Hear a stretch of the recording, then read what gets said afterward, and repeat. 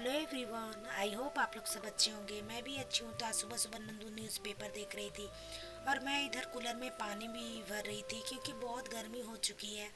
फिर मेरी भाभी सत्तू बनाने लगी क्योंकि आज सत्तू भर के मखनी बनना था। उधर सत्तू की भी तैयारी हो रही थी और मोनू को जल्दी से लंच भी पैक करना था क्योंकि मोनू का कोचिंग था। अभी गर्मी भी गया में बहुत काफ़ी हो चुकी है। इतनी गर्मी है कि सभी की हालत बहुत ख़राब है गर्मी से। वैसे भी गया में गर्मी और गया में ठंडी बहुत ही होती है।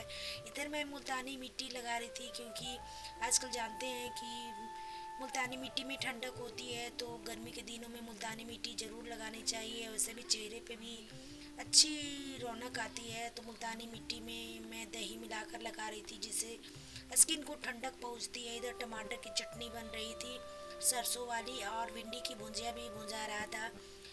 तो फिर सरसों डालकर फिर टमाटर की चटनी बन चुकी थी और सत्तू भी तैयार था। फिर टमाटर की चटनी लगभग बन ही चुकी थी।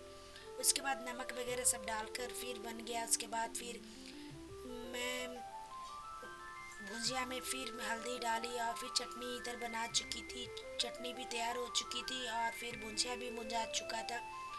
मोनू का टाइम हो चुका था। मोनू उधर स्नान वगैरह कर रहा था।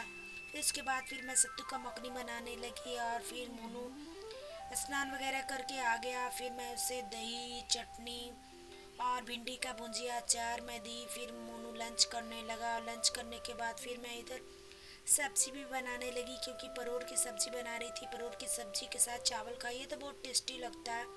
तो मैं चना डालकर परोर की सब्जी बना रही थी। सबसे पहले मैं उसके लिए प्याज भूंजी और प्याज भूनने के बाद जब प्याज भुजा चुका था उसके बाद उधर दाल भी चढ़ा हुआ था। उसके बाद फिर मैं उसमें हल्दी मिर्चा डाली और सब कुछ डालकर फिर अच्छे तरह से उसे भूंजी, और जब वो भुंजा गया तो उसके बाद फिर मैं उसमें चना डाली और चना डालकर फिर मैं उसे भूनने लगी।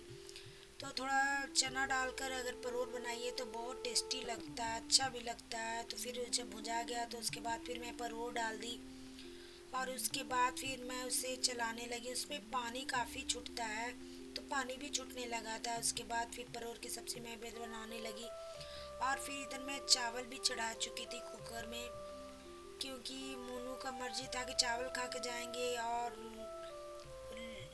लंच भी लेकर जाएंगे। उधर नंदू कुछ हेल्प कर रही थी। फिर मोनू रेडी हो चुका था और रेडी होकर मोनू कोचिंग को चला गया क्योंकि उसका टाइम हो चुका था।